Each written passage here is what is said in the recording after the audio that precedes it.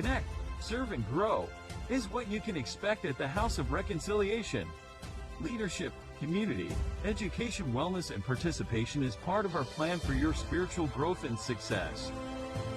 Family and faith is a core value for the House of Reconciliation, working to help people find their purpose. Want to make an impact in the kingdom? Ready to tap into your future? Meet us at the House Sundays with Pastor Reginald Campbell, www.houseofreconciliation.org. I want to say good evening and welcome all of you and those that are at the Mother Campus, Greenwood Campus, 210 Pansy Road, to those that are here with us in service at the Greenville Campus, 1427 Suite E. Lawrence Road, and of course to our virtual campus, and of course to all of our global connections around the world. We are grateful and thankful for you. Tonight I'm going to do something a little different. I'm going to try to share a story with you. We were dealing with unpacking dreams, and I put out dreams create haters. Now we have to break that down so we can have a clear picture as we begin to unpack, or should be coming into some level of governmental order within ourselves and within our structure to be prepared for 2024.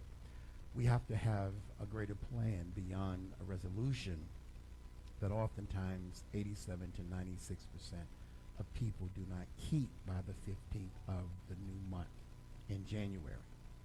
Here's one thing for the writers that we want to get started with is learning this.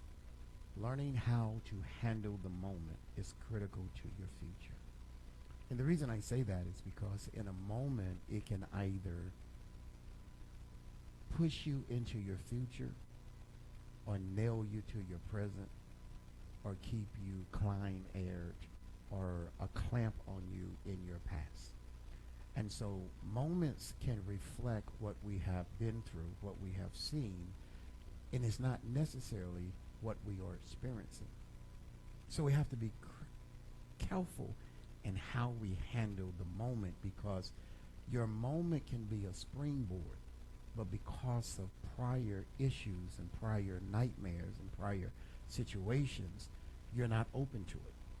The gentleman that I was talking to earlier, we were talking about some of our traditional churches and how they want growth, but they don't want change. So what I want to share with you is a couple of stories this evening. And the second thing to the writer is you have to be careful what influences you, who you listen to, what you read, what you think, because many times it's clutter and not opportunity. If it doesn't feed you in your present, what does that mean? It gives you something in your present that will make you better in your future. If it's a rewind of your life or a rewind of someone else's situation, how does that springboard you to where you want to be? So here's the thing that you have to understand. This would be the third one. Become aware of the opportunity that is before you. Every opportunity is going to come with two things. This is the next one: fear and distractions. Because it's unfamiliar and it's unknown. Now here's a little catch. No one can walk through that with you but you. Emptiness, what people see as emptiness, is really times of focus, is really times of bringing their body, mind, and spirit in alignment with where they're going. But because they cannot bring their friends, you cannot bring him or her or them, because they don't fit in that moment. They don't fit in that class. They don't fit in that learning moment. See, too many people, we have too big of a circle to create our destination.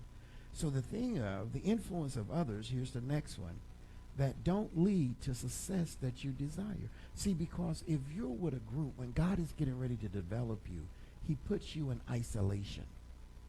He puts you in a spiritual box that sometimes become a nightmare in your present. And the thing that he has to do is, first of all, get you to understand why you are having the nightmares. Because of influence that are coming from other people that's not aligned with where you're supposed to be. Here is what happens, and I'll say this, give you an example. It's like you're playing a game, whatever sports, and you're more focused on the aggression and the grievance that you have with a person that you're not focused on winning the game. Because the crowd influence, the noise, can get you. If you're in a sport game and it's taking 60 minutes, why are you beefing over celebrating one play?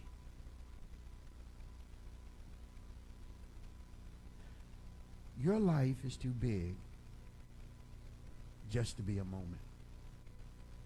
You're designed to be a walking movie. You're designed to have a story that continues to progress. You're not a Polaroid moment. And many people get trapped by other people's Polaroids. So you see a moment and you say, I want to look like that. I want to have that.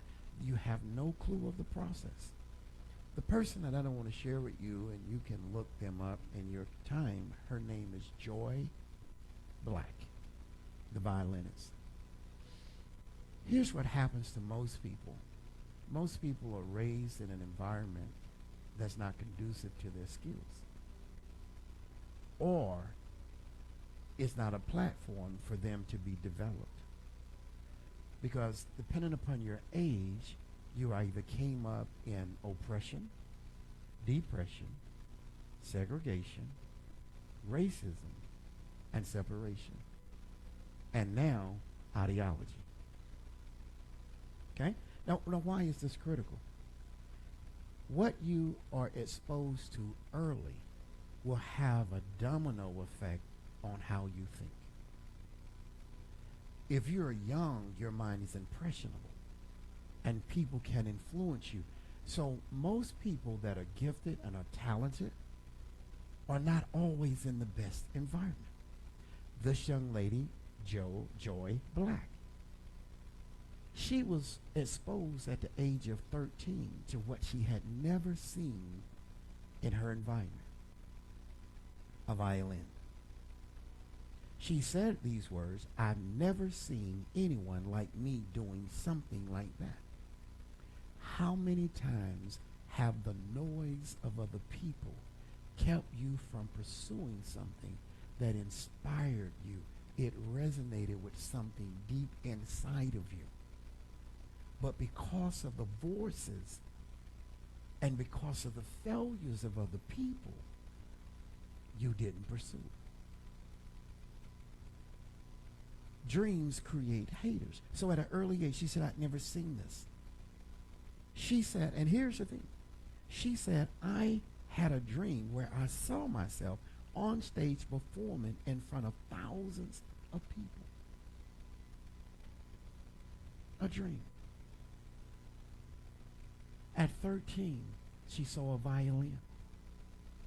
But the violin didn't match up with her culture. And her culture had never had anybody in their circle that stepped beyond the norm. You have no control over where you're born, but you have control over where your spirit tells you you need to be. She said it felt so real. I'm going to give you this insight. First of all, your haters start from the inside. What are you telling yourself? Many people are trying to make things match with them and not them match with their gift. So you have a gift. How much time have you given to your gift? Because the first hate starts in the head, afraid to discover a world beyond your norm.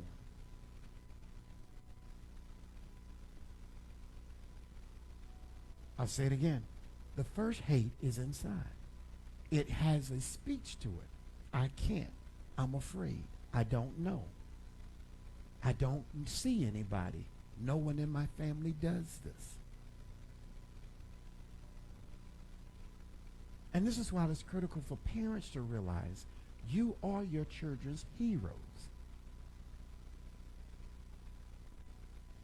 If you don't accomplish anything, how can you expect them to accomplish anything? If you live in anxiety and frustration and struggle and survival and in poverty, what do you think your child? If you come home and complain about your job all the time, if you come home and complain about your husband, your wife, if you come home and complain about your car, what is the precedent that's set before your children? Now, for those of us who are a little older, who have grandchildren, what is set for your grandchildren? I can give you my personal analysis.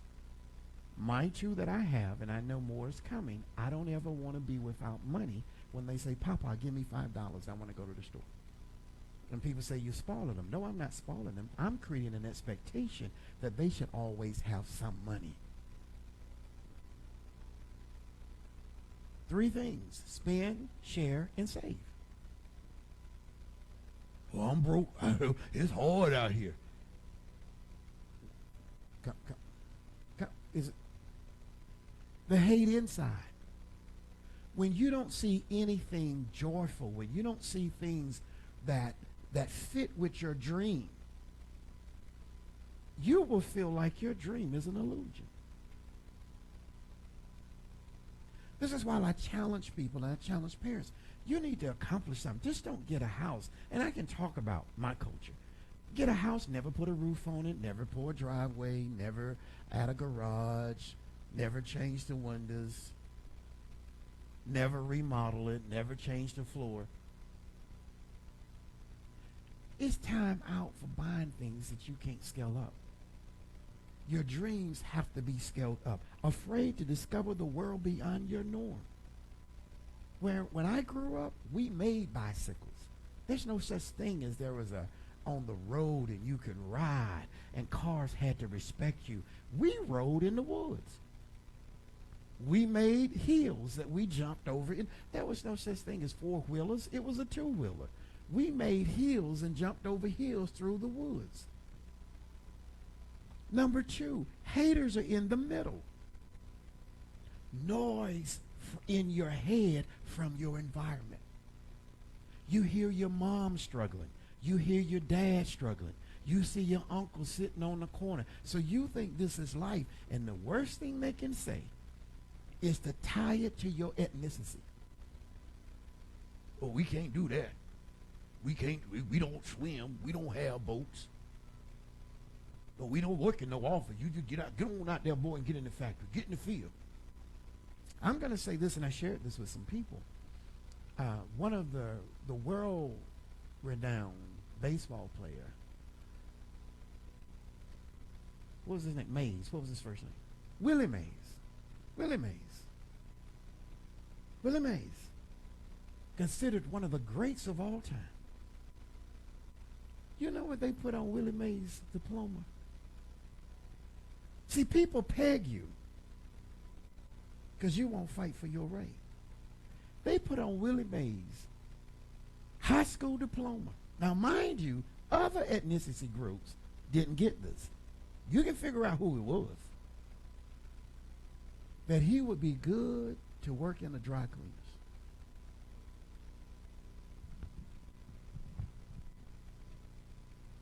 Who has poisoned your mind that you have poisoned your dreams? Who? See, the problem is you're looking at what's in the mirror. And you need to look beyond the mirror. Because when you look in the mirror, every one of us can have certain levels of insecurity. It is your gift and your substance and your drive that should break you from being objective or disobjective about what's in the mirror. What's in the mirror is my gifts and my talent. My body is nothing but a shell of who I am. Ask Spud Webb. How tall was Spud Webb? Somebody looking up. He was one of the shortest players, and there was another guy, a little short guy that played for Muggsy Bogues. Look how, and you can't play no basketball, boy. Sit down somewhere. Short, don't even have a neck. How many people have been a hater inside your mind? Noise in your environment.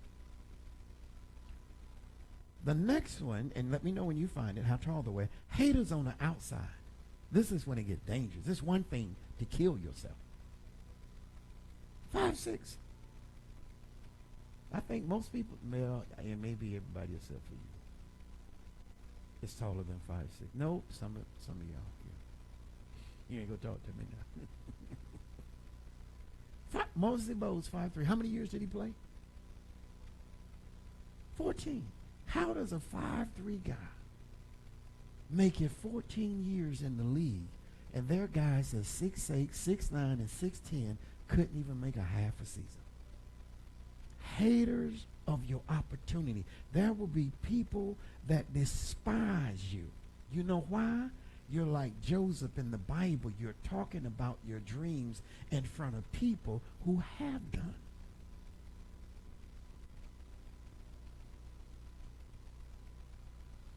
People who do not have goals and objectives in life will destroy your goals and your objective. Here is what I want you to write if you don't get anything else. Is God needs a one-on-one with you. You need to get in the face of God. Haters of creativity. And see, here's the thing. It's just not your environment. They create patterns for this for the world. One of the patterns that I found out that they do with kids, if you give kids a coloring book, the first thing they're going to do is start coloring. The first thing the instructor's going to do is tell them to color within the lines. People will damage your creativity in order to make you a cookie cutter of what they want. So I'm going to ask you a question. How much time do you want to continue to steal from yourself? Because where we put emphasis on is how you look, your shape, and your size. No one builds your substance. So this is why there are so many people that are walking around with low self-esteem and low character building things. Because once that little beauty or once that little handsomeness is gone, you know, because short people, oh, he's short. Don't you know, we want somebody tall. We want all this, and he won't keep a job. She pretty and can't cook. I'm talking to old school people now. You know what I'm talking about. Always the one that look good is not always the one that fit good. You should never get with something that wants all the attention, because if you get sick, you will get no attention. Haters of creativity, thinking and talking. If you want to be productive, you're going to have to work and think outside the box, which means you're going to have to take time to develop and discover your craft. Your craft is not coming in a crowd. There's nobody cheering with you when you're trying to find a process. There's nobody celebrating with you when you've read 13 paragraphs or 13 different articles trying to get 2 sentences that make sense. So you have to understand, haters of creativity. When you are sparked, and your emotions should not spark you, it should be your total environment that pours into you. You should be able to pick up stuff from anywhere. Here's what she said. It gave me a sense of hope and something to strive for. Most people that have been raised were not given goals. People don't give their children goals. They don't give them targets. Oh, girl, you so cute. You got long hair. Boys gonna like you. Oh, you so cute. You so fine. Oh, look at you, child. Everybody gonna want you. Oh, you so handsome. All the girls gonna. He don't know how to work a job. He don't know how to be a gentleman. Okay? And as soon as he or she walks into pressure, they fold. Understanding the challenge should come from parenting. Every person needs benchmarks in their life. And the parent is the first coach. When they fail, that's learning. When they win, that's okay. But they learn more from failing than they do winning, because failure teaches you a process that you was unaware of. Winning makes you celebrate and subliminally make you think you're there. See, we don't want our children to have any pain. So now we give awards out at all the little peewee leagues and all that stuff. Oh, participation. Well, if we just participating, give me my money back. I want to see the booger snot. One of my good friends, you all can hashtag Terry Gordon. He's down in the Florence area. His son is phenomenal. And they were playing for the state championship in 4A. And I noticed I didn't hear nothing for a few days. I said, man, I think they probably played. I said, well, it probably was around Thanksgiving, whatever. Maybe they didn't play. But then I saw it. And I sent them, I said, listen, you all still have something proud. Because in a tough game, I think his son became the player of the week in the semifinal game. So you didn't win the championship, but you learned so many lessons that you still accomplished something. And so failure isn't defeat. Failure should fuel your hunger. Failure isn't defeat. Some of y'all been walking around living 10, 12, 15 years over failure. Well, and you can laugh, but it took me 8 times to get my driver's license. Because people magnify your shortcomings. So if you're going to be successful, you have to. She says, so it gave me a sense of hope. Your dreams give you a sense of hope. Your hope should turn into energy, faith. And now, I'm so old. I was born before the internet ever existed. So you guys now have the internet. You can Google stuff. So you need to look up Joy Black. She's got a beautiful story. She said, my escape was looking forward to my orchestra class at the end of the day because she saw a violin. Substance build opportunities. Here is something. Anyone who makes it, as we would think people make it, you don't know their story. She said she struggled with an eating disorder as a teenager due to the frequent abuse she took from classmates. Sometime when you're gifted and you're around people, and I don't like to say it this way, that may not have discovered their gift as now, they will hate the one that's gifted. I can give you my own personal story. My family didn't know how to handle me. I was gifted. I refuse to let that happen to my grandchildren and my children.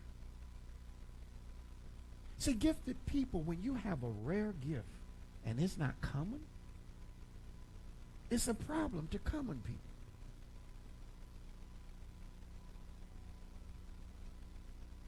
It's like a formality.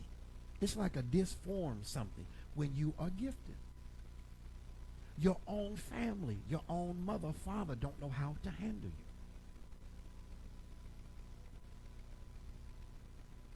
And some of you have gifted children and gifted grandchildren, but because you're so stuck on the norm, you don't know how to handle their gifts. And she started when she was 13, which tells me gifts, you have to discover them early. It is human nature to talk about all the problems. But what's the gifts? You can't build gifts out of emotions. You have to build gift out of what the DNA is saying that it's capable of being. So she said, I struggled with an eating disorder as a teenager due to the frequent abuse from classmates. Distractions are a tool used by your personal adversary. Distractions. You want to draw. Well, you ain't got time. You can't get no. You get on out there and work in that field. I've heard people say that if I was here, a man's supposed to work from the sweat of his brow. So they never took an office job. They thought they were supposed to bust rocks their whole life. Now their hands swole, their elbows out, because they never used their mind. Distractions is a tool used by your personal adversary. Your personal adversary, how you view yourself. It hinders, it corrupts your dreams. Here is something I want you to write.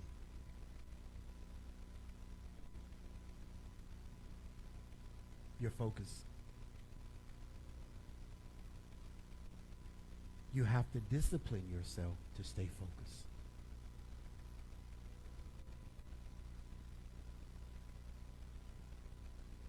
And here's what she said. To make matters worse, this is Joy Black, the violinist. She now is just phenomenal what she's doing. Here's what she said, and I call this one Dream Killer. She said, to make matters worse, before graduating from high school, this is what I said about Willie Mays. People try to tag you. Not only you, they will tag you for what your family did or didn't do. People will tag you because of your mother's challenges, your father's challenges, your grandfather's challenges. So you need a little thick skin. Because I tell people, my grandfather, I don't think he got past the third grade, but I bet you wouldn't want to fight him. He couldn't read, but he could count. Don't mess with him if you wanted to. And you wouldn't want to find him in the dark because you barely could see him in the light. And that was my grandfather. It didn't matter to him what he didn't know. It was what was happening now. You have to realize that people will peg you. They will peg your son. They will peg your daughter. They will peg your granddaughter. Because, see, everybody's not gifted.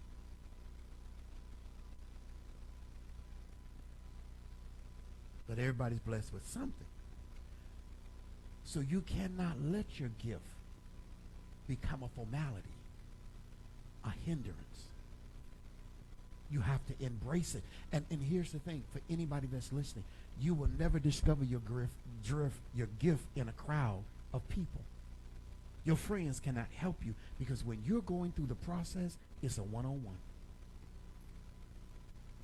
It's a one-on-one. No, there's no encouragement. There's no cheerleading. There's no sound. God is interpreting things to your spirit. Your spirit's going to tell your mind, and your mind's going to make it happen. You can't get it. Go, girl. Go, girl. You can do it. You can do it. Go, girl. Go, girl. Go. You can do it. I tell parents, you need to listen to life. When you cannot go take your child's, I think the first separation is the state test. The second separation is when they go get their permit. You can stand outside that door and holler, I know she's smart. Don't mean nothing if he or she can't pass that test. Come on. Okay? Because parents get anxiety. I parent differently. Let them fall. It's okay. They daddy failed. But here's what I'm going to teach you. When I teach them how to get up, you might knock him down this time, but you're not going to get to knock him down too many more times. Because and this is not good. This is not good. Don't y'all adopt this. Okay? My grandfather was a big man. He told me there's no such thing as a fair fight. You ever heard that? If you're going to fight, what's fair? And if you're going to fight, why are you talking? Now, nobody should do that now. But he said if you got to fight, you better fight fast, quick, and in a hurry. And don't fight to fight nobody. Fight to finish somebody. And he was such a bad man. I'm not saying he was good. He did something wrong, and in the wrong, a man shot his hat off, and he still beat the man up. He didn't have a whole lot of fear. My grandfather didn't have a whole lot of fear. And so people wonder why I'm edgy. Well, that's the one that, you know. So here's what, dream killers. She recalls a teacher, high school.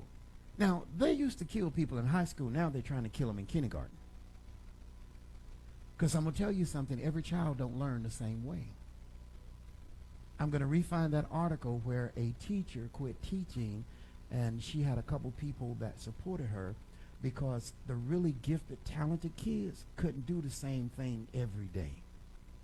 So she created a curriculum where they would go to the college, where they would go to the police station, they went to the airport, and she would give them tests because in the middle of these tests, they were learning as well as participating.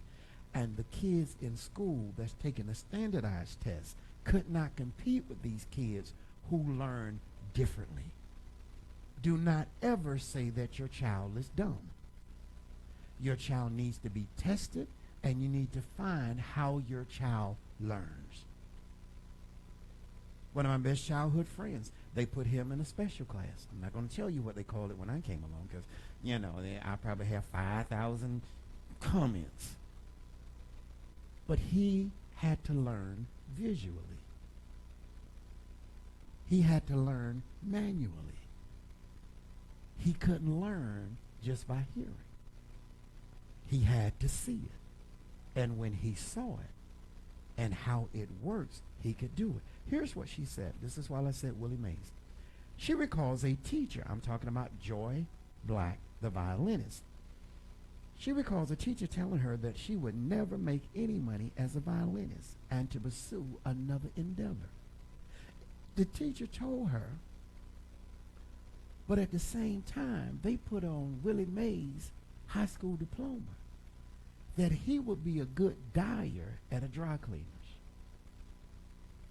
And Willie Mays, to this day, is one of the top 3 all-time great baseball players, and everybody that plays outfield, and even those that don't, always try to emulate the Willie Mays catch. Because he had a catch in the way he played ball and could track it down, but if he would have listened to other people, he would have been somewhere working at a dry cleaner's as a dyer and a presser. Look him up, because I know now people Google people. Look up Joy Black and see how she's strong now. Here is the thing.